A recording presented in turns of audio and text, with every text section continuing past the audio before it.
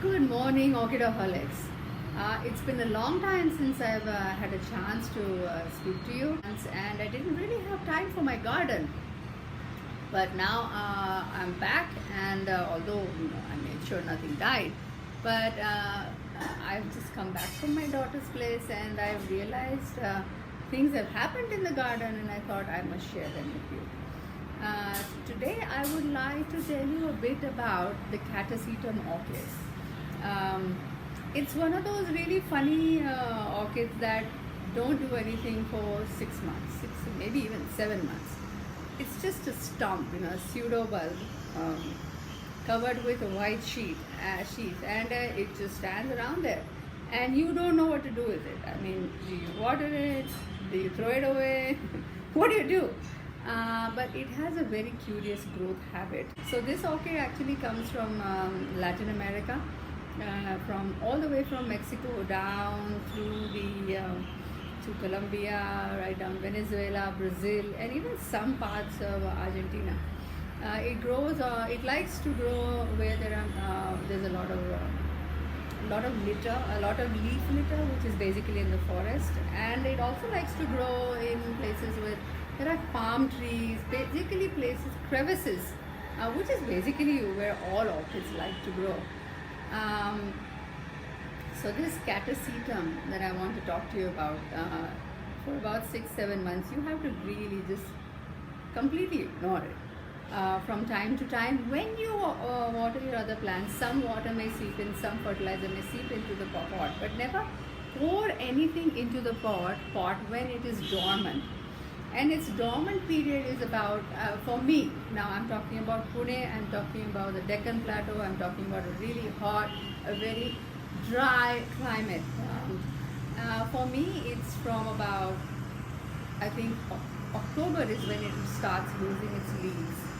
And either you might get a shoot or a flower spike then. My Catasetum have yet to flower, so I really can't speak about that, but I can tell you how to keep it alive. And so this is about the Catasetum orchid, and whenever you talk about a Catasetum orchid, and you have to talk about an individual called Fred Clark. I mean, this guy is the king of Catasetums.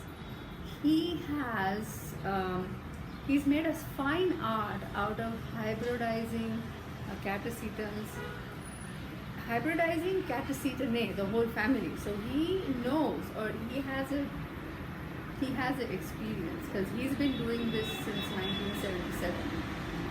He has an experience that tells him innately that if you mix this Catasetinae orchid with another, which include Catasetums, it includes Mormodies, Cloaceas, Cycnoches, all these orchids, they are part of the Catasetinae family. So he knows how to make it. He comes up with the most amazing hybrids, and he's really well known for them. You should look him up. He has a lot of talks on the internet. I mean, you can't grow a Catasetum without having listened to them. So Fred Clark is the man. He has an enormous nursery outside San Diego, California, and that's where he basically magically hybridizes these really beautiful Catasetums and Cloaceas, and there are various names that he gives to them. He comes up with these wonderful Grexes.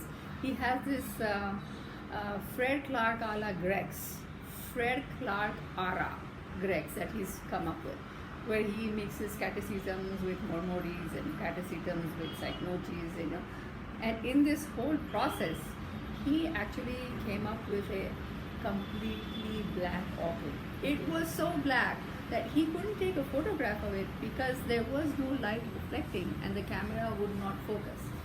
So this man, Fred Clark, he is the last word, the final word, and you should be looking him up if you want to buy, or rather if you have a Catasetum. So Catasetums, Cloaceas, Mormodies, and Cycnoches, slight differences, of course, in how you can grow them. But for us here in Pune, in these hot and dry areas, we grow them in a mix of sphagnum bark with a little bit. I have one pot that has cocoa chips in it as well, and my black orchid, the Fred Clark that I have, is actually in pure sphagnum. So 3 years ago, so this is now 2019 December, not 3. Sheila and I went online and we saw this. We went online to this vendor called Divine Blossoms, and he put a photo of this orchid for sale, and the flowers of which Sheila and I, our eyes just lit up, and we said, we went through the whole dance. That, oh, that's just beautiful. Oh, that's just too expensive. Oh my God, how can we grow it? We went through about half an hour and we did a lot of forward, toing and froing like we always do when we buy orchids. But this was an exceptionally expensive one, I must say. But in the end, we gave in, and both of us bought one each. And although I think none of us have successfully flowered it, we have grown it. They have grown, but they haven't flowered. So I will put up photographs and videos of the orchids as they look today. You do not water them for 6 months. So that would be from the time they start losing their leaves and they stop photosynthesizing to the time when they have shoots which are about 3 or 4 inches, and their mother pseudobulb has shriveled up, and it has a proper root system inside the pot, which is about 8 inches, 3 to 8 inches. That until that point you do not water. And whatever the plant needs, the shoot needs, it gets from the mother pseudobulb. Okay. And then it's like a dam burst. You water it, you fertilize it, you give that plant everything. And in the process, you will see that shoot actually will grow about 1 inch per day, almost like a bamboo. And the mother pseudobulb will also start clumping up. Heavy fertilizing, heavy watering, until it starts to lose its leaves. Leaves start yellowing first of all. Then you reduce the watering, and then as the leaves start falling, you reduce the watering and fertilizing until you come to a point, smoothie time, until mom makes a smoothie for me every day. So until it comes to a moment where there are no leaves, it is absolutely bald, and you stop the water thereafter. This is the challenge with this orchid. So it is like Sleeping Beauty, or it's like Kumbhakarna. It's like it won't do anything for months, and then when it gets up, it's like ready to go to war, and it will start growing, and it will start, the shoots, they will grow with the leaves, it will grow into a big pseudobulb, and then you will have flowering, and then it's done. It's okay, I've done my bit, I'm going back to sleep. So that's the interesting thing about the Catasetum, and I hope I'm able to flower it, and when I do, I'll make another video about it. So there we are. It's an orchid that does not mind morning sunlight. Give it complete morning sunlight. Do not shield it from anything unless it's in a dormant state. Once it's bald, the pseudobulbs are bald and devoid of any leaves, bring it in. Don't let it get direct sunlight. And then once it starts growing, absolutely be confident. Give it all the sunlight you can. It can even take afternoon sunlight, but I don't do that. Morning sunlight, 100%. I give it 4 to 5 hours of good morning sunlight, and it's growing.